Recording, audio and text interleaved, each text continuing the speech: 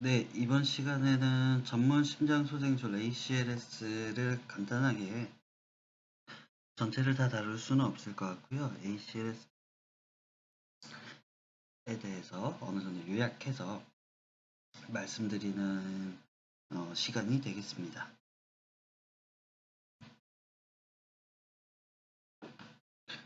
목차는 다음과 같이 심정지 환자의 평가, 그리고 서맥 치료, 그리고 빈맥 치료 이렇게 세 가지 컨텐츠로 진행을 하도록 하겠습니다.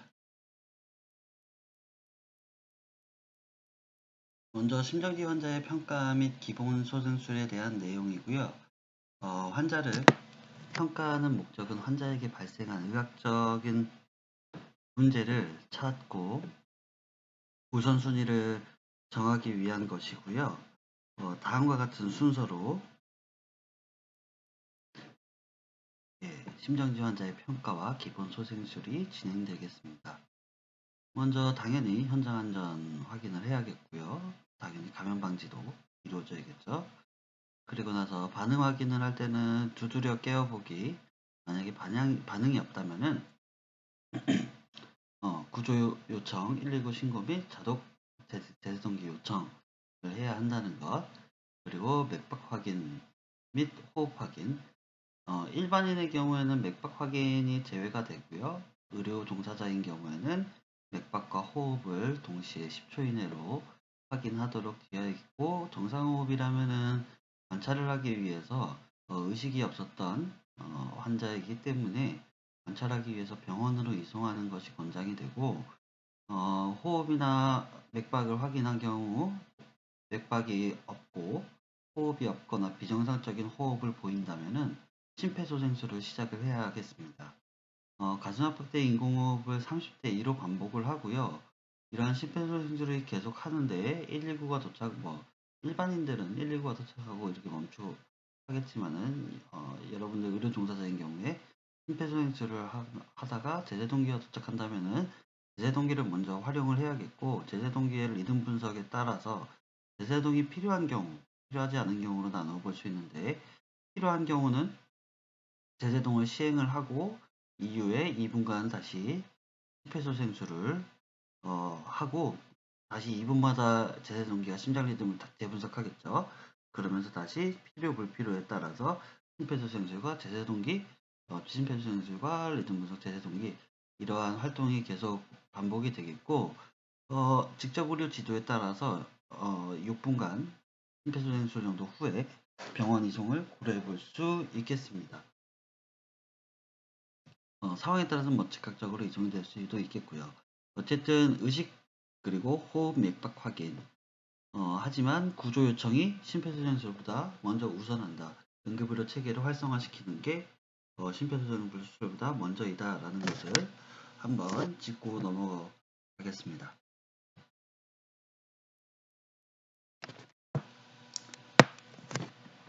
네, 이것은 병원 내 기본 소생술에 대한 것이고요. 조기 경고 징후 또는 심정지를 의심하도록 하고, 똑같이 이 병원 내에서 만약에 환자가 쓰러지거나 혹은 입원실에 있는 환자가 갑작스레 관찰 도중이나 이렇게 반응을 확인했는데 반응이 없다라고 할 때는 구조 요청, 그리고 전문소생술 팀, 그리고 자동제재 동기를 요청을 합니다. 똑같이 맥박과 호흡을 10초 이내로 확인을 하고, 정상호흡이라면은 그 환자는 바로 이미 그 의식 소실이 있었기 때문에 집중 관찰을 하고요. 만약에 맥박 호흡을 확인했는데 맥박이 없거나 호흡이 없거나 혹은 비정상적인 호흡일 때는 바로 심폐소생술을 실시를 하고요. 자동 혹은 제세동기, 일반 제세동기가 도착을 했으면 바로 제세동기를 사용을 하고, 제세동기 리듬에 따라 제세동이 필요한 리듬이라면 제세동을 실시를 하고 심폐소생술을 하면서 이것을 전문 소생팀이 도착할 때까지 반복을 하고요. 만약에 제세동이 필요하지 않은 리듬이라고 하면은 제세동 없이 계속 심폐소생술을 진행을 하면 되겠습니다. 어쨌든 여기에서도 의식 확인, 호흡 확인, 맥박 확인이고, 구조 요청, 즉 전문 소생팀 제재동기 요청이 먼저라는 것을 병원 내 심폐소생술도 응급의료 체계를 활성화시키는 게 먼저다라는 것을 기억해 주시면 좋겠습니다. 병원마다 운영하는 코드명이 조금씩은 다를 수 있는데요. 대부분 심정지 상황을 알리는 코드는 코드 블루입니다. 그래서 병원 방송에서 만약에 코드 블루 어디 장소 코드 블루 어디 장소 이렇게 한다면은 그 해당 장소에서 갑작스러운 심정지 환자가 발생하였다는 것을 의미합니다.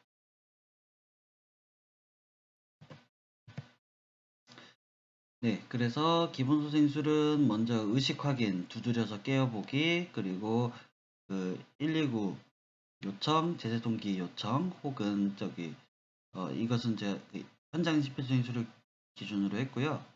그리고 혹 혼자 있는 경우에는 전화기를 걸고 핸즈프리 장비를 이용한다거나 아니면은 스피커폰으로 해서 구급 상황 관제센터의 도움을 받으면서 심폐소생술 혹은 상담을 진행을 하고요. 30대 2로 가슴 압박과 인공호흡을 하면서 기도 확보를 위해서 헤드 틸트 혹은 쪼 트러스트를 시행해 볼 수 있겠습니다. 그리고 나서 가슴 압박이 계속 진행이 되겠죠. 만약 환자가 회복이 되었다면은 회복 자세로 돌려놓는 게 좋겠고, 제재 동기가 필요하다면은 아까 제재 동기 요청을 했을 때 제재 동기를 찾을 수 있는 어플이나 아니면 이런 것도 있습니다. 그렇기 때문에 주변에 관공서나 그런 큰 건물이 없을 때는 어플 등을 통해서 그 제재 동기 위치를 확인해 볼 수도 있겠고요. 만약에 제재 동기가 도착을 했다면은 이미 다 잘 알고 계시겠지만 전원을 켜고 패드 부착하고 연결하고 환자에게서 떨어져서 리듬 분석을 한 다음에 제재동이 필요하다면 제재동이 충전되는 동안 심폐소생술, 제재동이 충전이 완료되면은 제재동 시행, 그리고 나서 심폐소생술을 다시 시작하면서 반복하는 것이 기본 현장에서의 기본 심폐소생술이 되겠습니다. 요즘과 같은 코로나 상황에서의 기본 소생술은 약간의 조금 차이가 있는데 보시면은 현장 안전자는 이건 똑같고요. 개인 보호 장비를 착용하는 것도 원래 우리는 의료 종사자들은 잘 알고 있지만 일반인들은 잘 모를 수도 있죠. 하지만 좀 더 노란색으로 강조되었다는 거 이번에 그것을 보여드리고 싶었고요. 그리고 반응 확인이나 이런 거는 모두 똑같습니다. 두드려서 깨워보기, 반응이 없다면은 구조 요청이나 119 구조 요청 119 신고 자동 제재 동기를 요청을 하고요. 의료 종사자이니 맥박과 호흡을 10초 이내로 확인을 하고 정상이라면은 관찰을 하면서 음압 장비가 있다면은 음압 장비를 이용해서 병원으로 이송을 하고요. 맥박과 호흡 맥박이 없고 호흡이 없거나 비정상적 호흡인 경우에는 심폐소생술을 하는데 가슴 압박과 인공호흡 30대 2로 할 수가 있겠고 심폐소생술 자체를 기계압박 장치나 백마스크나 헤파 필터 등을 이용해서 그 비말 감염의 차단을 최소화하는 등의 조치가 필요하겠습니다. 제재동기가 도착을 하면 제재동기 사용을 하고요. 제재동이 필요한 경우에는 제재동하고 제재동이 불필요한 경우에는 당연히 그냥 심폐소생술을 시행을 하면 되는데 직접 의료 지도에 따라서 행동을 하고 6분간 CPR 후에 음압 장비 등을 이용해서 병원으로 이송될 수 있겠습니다. 구조자는 CPR 직후에 지침에 따라서 개인 방역 그리고 보건당국 연락 후에 격리 혹은 검사 등을 진행해야겠습니다. 심정지 환자의 전문 소생술을 몇 가지로 이렇게 큰 틀을 나누어 보면은 전문 기도 유지 그리고 인공호흡 순환 상태 확인 및 원인 추정 심전도 감시 리듬 분석 그리고 심초음파 활용 등의 조치들이 있겠습니다. 그래서 전문기도 유지술은 기관 내 삽관, 그리고 후두 마스크나 아이겔 등과 같은 후두상 기도기를 활용할 수가 있겠고, 전문기도 유지술을 실시한 후에는 가슴 움직임을 확인을 하고, 그리고 청진을 통해서 잘 들어갔는지 확인을 해야겠습니다. 가슴 움직이 백벨로 마스크로 짰을 때 BVM을 짰을 때 가슴이 흉곽이 잘 부풀어 오르는지 확인을 해야겠고요. 호기말 이산화탄소 분압을 통해서 기관 내 삽관의 위치를 확인을 할 수가 있겠습니다. 호기말 이산화탄소 분압 만약에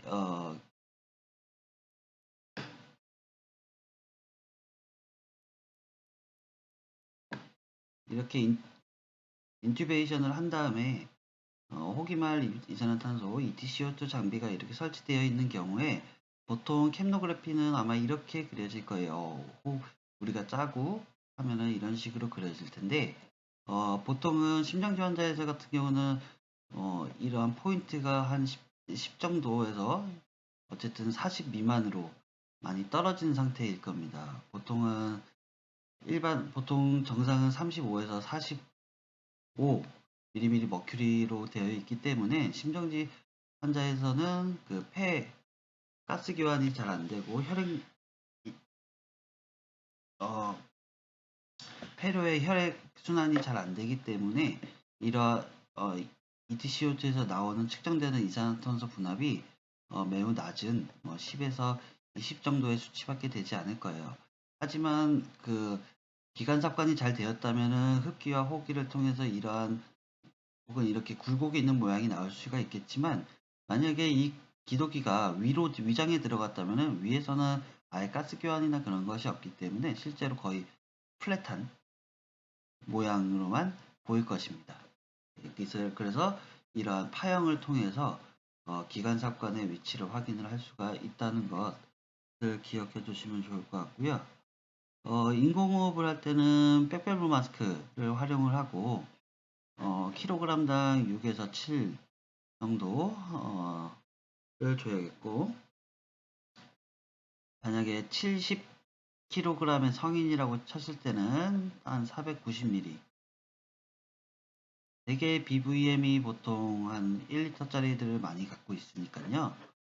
대략 절반에서 3분의 1 정도를 짜면은 손으로 쥐었을 때 그 동그란 모양을 쥐었을 때 모양이 한 이 정도 가볍게 짜면은 한 3분의 1 정도로 짜면은 이 정도의 양이 나가고요. 심폐소생술을 할 때는 100%의 산소를 사용을 하고 가슴이 올라오는 정도로만 하면 됩니다. 그래서 과호흡을 피해야 한다는 것. 그래서 BVM을 짤 때는 이렇게 해서 보통 온 힘을 다해서 다 짜는 게 아니라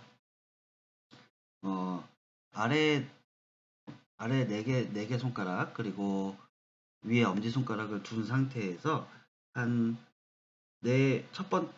처음 쥐었을 때의 둘레에서 한 절반 정도 줄어들 정도 가볍게 1초 동안만 짜면은 되겠습니다.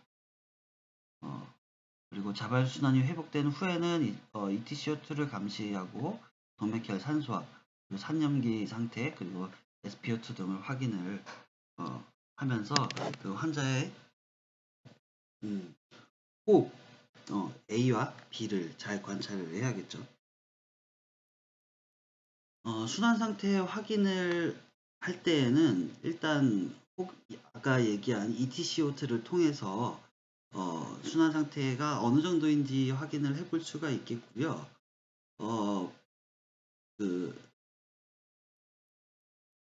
만약에 심정지 환자에서 아무것도 안 한다면은 호기만 이산화탄소는 점점 낮아질 거고 CPR을 하면서 아무리 못해도 10mmmercury 이상은 유지를 해줘야 되고요. 당연히 환자는 IV 정맥로 확보를 하고, 그리고 필요하다면은 만약에 정면호 확보가 안 된다면은 IO를 확보를 해서 약물 투여를 할 길을 확보를 해야겠죠. 그리고 심전도 분석을 통해서 제제동 필요 리듬인지 제제동이 불필요한 리듬인지 확인을 해야겠고,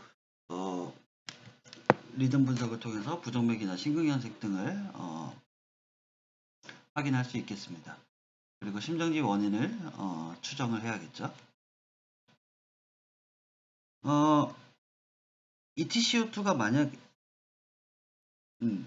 ETCO2가 10mm 머큐리 이하로 유지가 된다면은 좀 더 강하고 빠르게 심폐소생술을 할 것을 권장한 하이 퀄리티 CPR을 유도하는 지표가 되겠습니다. 그래서 ETCO2가 감소하는 경우는 가슴 압박이 적절하지 않거나 그 에피네프린이 투여되는 경우에는 일시적으로 감소할 수 있겠고요. 폐 환기량이 감소하면은 ETCO2도 자연스럽게 감소를 합니다. ETCO2가 증가하는 경우는 심박동이 회복되는 경우, 그리고 비본을 투여한 경우, 그리고 폐 환기량이 증가한 경우일 텐데요. 아까 얘기했듯이 계속적으로 ETCO2가 10mm 이하로 유지된다면 가슴 압박에 대한 적절성을 다시 한번 확인을 해야겠고요. CPR 타임이 20분이 넘어가는 상황에서도 ETCO2가 10 이하라면은 그 생존 가능성이 매우 낮으므로 그 중단을 판단할 수 있는 하나의 지표가 될 수 있지만, 이거 하나만 가지고 판단하지는 않습니다. 네, 어쨌든 이러한 것도 있고요. 그리고 이러한 일회용 캡노그래피도 있지만, 보통은 이러한 지속적으로 파형이나 수치를 확인할 수 있는 것들이 좀 더 유용하게 활용되고 있습니다. 이렇게 중탄산 나트륨 같은 경우는 투여하고 나면은 이게 그 몸에서 대사가 되면서 그 이산화탄소 생성량이 증가가 돼서 이 ETCO2가 증가하고요. 에피네프린 같은 경우는 투여를 하면은 그 말초혈관이 수축을 하면서 폐환기 쪽에 관료장애가 발생하고 심장의 후부하가 증가하면서 심박출량이 감소하면서 그 어쨌든 폐환기 관료장애가 발생을 하기 때문에 ETCO2가 일시적으로 감소하는 것을 확인할 수 있습니다. 네, 그래서 ETCO2가 이렇게 40이 넘어가면은 보통 이렇게 RSC가 되었다라고 판단할 수가 있겠고요. 이렇게 지속적으로 낮은 상태가 유지된다면은 생존을 기대하기 어렵다는 것을 알 수가 있겠습니다. 심정지의 원인에 대해서는 여러 가지 원인이 있겠지만 그 중요한 10가지는 다음과 같이 5H, 5T로 볼 수가 있겠습니다. 먼저 저혈량증, 하이포볼레미아, 그리고 저산소증, 하이폭시아, 그리고 저 혹은 고체온증, 반대로죠. 저체온증, 고체온증은 하이퍼솔미아, 그리고 저체온증은 하이포솔미아. 높은 게 하이퍼, 낮은 게 하이포. 그리고 칼륨 혈증이 높거나 낮은 경우 하이퍼칼레미아, 하이포칼레미아.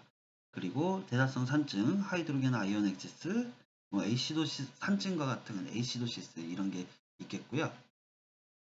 T로는 먼저 중독, 그 톡신의 중독, 그리고 탐포네이드, 심장놀림증, 탐포네이드, 그리고 긴장성 기흉, 텐전 뉴모소락스, 그리고 폐색전증, 스럼보시스, 그리고 폐색전증 말고 심장색전증, 스럼보시스 내 카디악 쪽의 그 어큐트 코로나 신드롬 같은 것을 심정지의 원인으로 우리는 추정하고, 그에 따른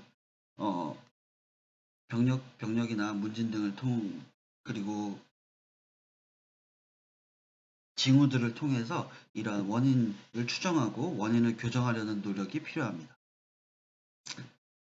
심전도 감시 리듬에서 다음과 같은 파형이 있을 수 있는데요. 먼저 여기서 보시면은 100, 150, 100 보다 조금 안 되죠. 만약에 일단 심정지 환자에서 제세동이 필요한 경우, 제세동이 필요한 리듬은 두 가지.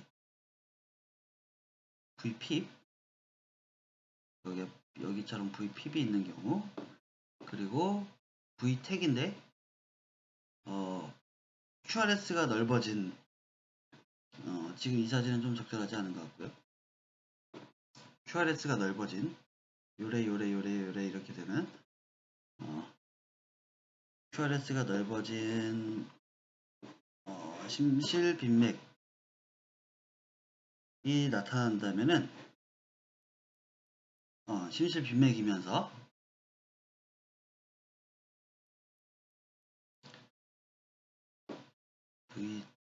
VTAG이면서 펄스가 없는 경우는 제세동이 필요한 리듬이 되겠고요. 이렇게 제세동이 필요 없는 리듬은 일단 둘 다 펄스는 없고요. 아까 전에 당연히 VP도 펄스는 느낄 수 없습니다. 예, 여기는 PEA 그리고 AC 스톨, 여기는 AC 스톨, 그리고 이렇게 맥박은 없지만 마치 서맥이나 아니면 일반 리듬으로도 나올 수 있는 이런 PEA 두 가지 리듬은 제세동이 필요하지 않는 리듬입니다. 어쨌든 심전도 감시나 리듬 분석을 할 때 심전도에서 전기 활동이 없는 경우가 나타나면요, 2개 이상의 유도에서 확인을 해야 합니다. 하나에서만 나온다고 해서 그것을 전기 활동이 없다고 판단 내리기는 힘들고요. 그렇기 때문에 2개 이상의 유도에서 확인을 해야 합니다. 2개 이상에서도 유도를 2개 이상의 유도에서도 확인을 했는데 전기 활동이 없는 경우는 무수축인 경우, 감시하고 있는 유도에서 심실세동 진폭이 너무 작게 기록이 되는 경우, 전극이 환자나 심전도기와 연결이 안 된 경우, 심전도의 진폭이 너무 작게 나오도록 조정이 된 경우, 심실세동의 진폭이 너무 작아서 무수처럼 관찰되는 경우가 전기 활동이 없는 이렇게 플랫한 모양으로 보일 수 있습니다. 그래서 이런 경우는 반드시 2개 이상 유도해서 확인을 하고, 아래와 같은 무수축을 제외한 나머지의 이유가 아닌지를 항상 확인을 해야겠습니다. 그리고 심초음파를 통해서 실제로 환자의 심근 수축력이나 심박출량을 확인을 통해서 좀 더 전문적인 환자 처치를 시도해 볼 수가 있겠고요. 심정지 환자의 치료는 다음과 같이 진행이 되겠습니다. 먼저 심정지 환자에게 제공되어지는 치료는 가슴압박 인공호흡, 대세동, 약물 투여로 확보를 통해서 약물의 투여, 그리고 약물 투여로 확보, 그리고 약물 투여, 그리고 전문기도 유지술, 그리고 산소 투여, 그리고 ETCO2 감시와 같은 내용이 필수적으로 제공이 되어야겠고요. 심정지 의심 환자가 발견한 경우 의식이나 반응이 없을 때 당연히 안전 확인하고 주변의 구조 요청, 응급의료 체계 연락, 제세동기 준비를 하고요.